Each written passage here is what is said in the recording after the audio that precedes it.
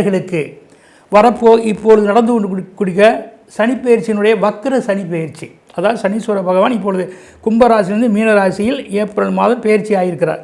இந்த பயிற்சியான சனீஸ்வரர் 13/7/2025 முதல் நவம்பர் 28 வரை, அதாவது 135 நாட்கள் வக்ரகதியில் மீன ராசியிலேயே சஞ்சரிக்கின்றார். அப்படி இந்த மீனராசியில் அவர் சஞ்சரிப்பதனால நமக்கு இந்த வக்ரச்சனியால் 12 ராசிக்கும் என்ன பலன்கள் பரிகாரங்கள் என்பதை நான் வழங்குவதில் மிகவும் பெருமை அடைகின்றேன். எல்லாம் உள்ள இறைவனை வேண்டி இப்பொழுது நாம் பலன்களுக்கு செல்வோம். தனுசு ராசி அன்பர்களே, உங்களுக்கு நம்ம இந்த வக்ரச்சனியினுடைய பயிற்சியை நம்ம பார்க்கின்ற பொழுது அர்த்தாஷ்டம சனி என்று சொல்லக்கூடிய 4ஆம் இடத்துல அவர் சஞ்சரிக்கின்றார். இது ஒரு வகையில் பெரிய பாதிப்பை தரக்கூடிய இடம்தான். எப்படி நம்ம அஷ்டமச்சனி, கண்டகச்சனி, 7.5 சனி இதெல்லாம் நம்ம இருக்கிறதோ அது மாதிரி இந்த அர்த்தாஷ்டம சனியை கொஞ்சம் குறைவாக இயங்கக்கூடிய பலன்களை தரக்கூடியது. அந்த அஷ்டமச்சனி, கண்டகச்சனியை போல் 7.5 சனியை போல் இல்லாது குறைவான பலன்கள் தரக்கூடிய ஒரு 35-40% தரக்கூடிய கெடுபலன்களை தரக்கூடிய இடம் தான் அந்த அர்த்தாஷ்டம சனி.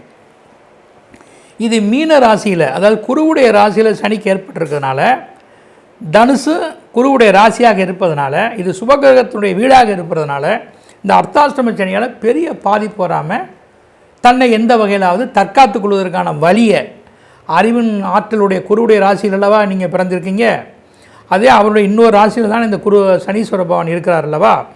அப்படிப்பட்டதுனால நீங்கள் நமக்கு வரக்கூடிய ஆபத்துக்கள், நமக்கு வரக்கூடிய இடையூறுகள், நமக்கு வரக்கூடிய சிரமங்கள், நமக்கு வரக்கூடிய அந்த வேலைப்பளுக்கள் இவைகளெல்லாம் நமக்கு என்னன்னு தெரிந்து அதற்கு தக்கபடி நடந்து அந்த சிரமங்களை நம்ம கொஞ்சம் அனுபவிக்க வேண்டியதாக இருக்குது. ஏன்னா சுகத்தடையை எப்படியும் குரு பகவான் சனீஸ்வரர் உண்டாக்குவார். அத்தனை சுகத்தடை இருக்குது. அதாவது எதை வகையெல்லாம் நமக்கு சுகமாக இருந்துகிட்டு இருக்க நல்ல சாப்பாடு, உறவுகள், நம்முடைய கணவன் மனைவியுடைய நல்லுறவு, மற்றபடி வெளிய நண்பர்களுடைய அந்த உதவிகள், அதாவது வீடு வாங்கணும், சௌகரியமாக இருக்கணும், இதுகளெல்லாம் இந்த குறைச்சல் அதிகமாக இருக்கும். இப்போ நீங்கள் வேலை பார்க்குற இடத்துல உங்களோட இடத்துக்கு மாற்றுறான்னு வைங்க, அது சிரமம் தானே. அப்போ அந்த டெய்லி போய்த்து வர்றது இல்லை சிரமப்படக்கூடிய அந்த அலைச்சல் பயணம் இது அதிகமாக இருக்கும். இப்போ நீங்கள் எதாவது சொத்து வாங்க நினைக்கிறீங்க, அந்த சொத்து வாங்கினாலும் அது கொஞ்சம் வில்லங்கமோ சிரமமோ உண்டாகும். நீங்கள் கரெக்டாக படம் பரிசீலனை பண்ணியிருந்தாலும் லோன் கிடைப்பதோ அல்லது அந்த ஏதேனும் ஒரு சிக்கலோ இல்லை அந்த நபராலையோ சொத்தாலையோ ஒரு இடையூறை நீங்கள் சந்திக்க வேண்டி வரும். அது பார்த்துக்கிறோம். அதுக்கப்புறம் தாயார் இருந்தால் அவங்களுக்கு ஏதாவது கண்டம் சிரமங்கள், அவங்களுக்கான பெரிய மருத்துவ செலவுகள் வரும்.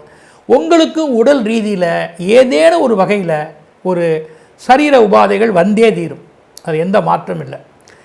அது பெரிய அளவில் வராமல், இப்போ இந்த 4ஆம் இடங்கிறது வாகனத்தால் ஆபத்து வரலாம், இல்லை யாரையும் ஒரு நம்மளை மோதலாம், யாரும் நம்மளை தாக்கலாம், இல்லை நமக்கு எந்த வகையிலாவது ஒரு சொத்து சங்கடங்கள் மன உளைச்சல் ஆகலாம், கொடுத்த பணத்தால் இழப்புகள் ஏற்படலாம், இல்லை தாயாருக்கு கண்டம் பண்ணக்கூடிய வாய்ப்பு. இதெல்லாம் சரி பண்ணணும்னா உங்களுக்கு ஒரு வகையில் நீங்கள் பணச்சிரமம், சிக்கல், அடிக்கடி பயணம், அதிக வேலைப்பளு, இல்லை ஏதேனும் ஒரு சொத்தால் சிரமம், இல்லை தன்னுடைய ஆரோக்கியத்தில் குறைபாடு, மருத்துவ செலவு, இப்படி ஒன்று இருக்கத்தான் செய்யும்.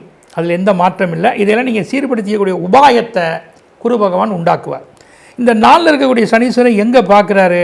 ராசியை பார்க்குறாரு. ஒரு ராசியை பார்க்குறாரு அல்லவா. அதில் நீங்கள் கொஞ்சம் சோம்பல், ஒரு சிரமம், வேலைக்கு செய்ய வேண்டிய சில நிர்பந்தங்கள் இதெல்லாம் இருக்கும்.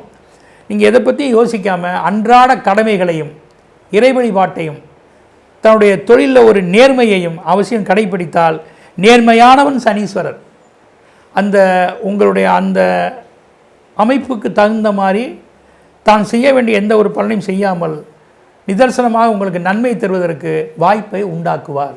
அதற்கான வழிமுறைகளை ஏற்படுத்துவார். இப்போ 6ஆம் இடத்துக்கு அவருடைய தொடர்பு இருக்குது. அதனால் நீங்கள் கடன் ஏதாவது வாங்க வேண்டியிருக்கும், இல்லை பிறரால் ஏதேனும் ஒரு சிரமத்துக்கு உள்ளாக வேண்டியிருக்கும், இல்லைன்னா நோய்வாய்ப்பட்டிருக்க வேண்டியிருக்கும். இது 3ல் ஒன்று கண்டிப்பாக அவர் தருவார். இதில் ஏதேனும் ஒன்று இருந்தாலும் அவற்றை நாம் சிரமப்பட்டு அந்த சிரமங்களை மேற்கொண்டு தான் செய்ய வேண்டிய சில முயற்சிகளை எப்படியாவது செய்து தன்னை காப்பாற்றி கொண்டு இறை சக்தியோடு வெளியே வந்துட முடியும். அதுக்கு உத்தரவாதமாக நம்ம 6ஆம் இடத்துடைய சனீஸ்வரன் எடுத்துக்கொள்ளலாம். தைரிய தன்னம்பிக்கையோடு செயல்பட்டு நீங்கள் பெற நினைப்பதையும் பெறுவீர்கள், தன்னையும் காப்பாற்றிக் கொள்வீர்கள், தன்னை சேர்ந்தவர்களுக்கும் கெடுதல் செய்யாமல் நன்மை செய்யக்கூடிய வாய்ப்புகளை உருவாக்குவீர்கள். இப்போ அதற்கடுத்து பார்த்திங்கன்னா 10ஆம் இடத்துக்கு இவருடைய பார்வை இருக்குது. ஜீவன பாவத்திற்கு.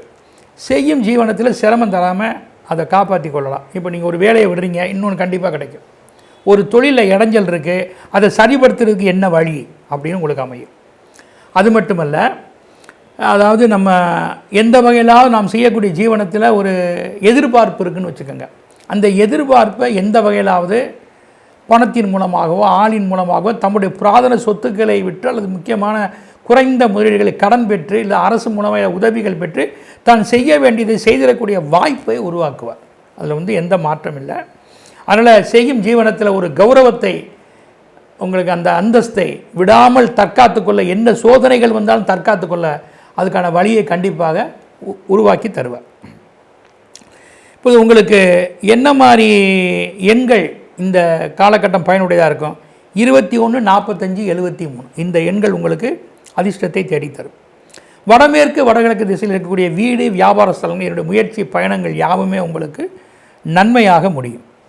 அது மட்டுமல்ல, அர்த்தாஷ்டம சனியாக இருப்பதால் 4 நிலையில் இருக்கக்கூடிய பைரவர்கள், 4 வேதங்கள் 4 இருக்கக்கூடிய திருவிச்சநல்லூர் பைரவரை வணங்குவதும், அதற்கு பிறகு சிதம்பரம் சென்று நடராஜ பெருமானையும் கோவிந்தராஜ பெருமாளையும் சொர்ணாச பைரவையும் தில்லை காளியையும் நான்முகியையும் தொடர்ந்து நீங்கள் வழிபாடு செய்துவிட்டு அன்று இரவு நடராஜனுடைய அர்த்தஜாம பூஜையினுடைய அந்த பள்ளியை தரிசனத்தை பார்த்து வந்தால் அர்த்தாஷ்டம சனியெல்லாம் பஞ்சாய் பறந்து உங்களுக்கு பயனுள்ள விஷயங்கள் நீங்கள் பெற்று ஆரோக்கியத்தோடு வாழ்வாங்கு வாழ முடியும் என்பதை அறுதியிட்டு சொல்கிறேன். அது மட்டுமல்ல, பைரவருடைய வசீகர வழிபாடுகள் மற்றும் 12 திருமுறைகள், பாலாஜி பாசுரங்கள், கோளாறு பதிகம் இவைகளெல்லாம் படித்தால் எந்த நவக்கிரகங்களாக வரக்கூடிய கோள்களுடைய பாதிப்புகளும் நீங்கி நீங்கள் நினைத்த காரியத்தை வெற்றியாக அடைவதற்கு இந்த வழிபாடுகளும் நீங்கள் நடந்துக்கக்கூடிய முறையும் பரிகாரங்களும் பயனுள்ளதாக அமையும்.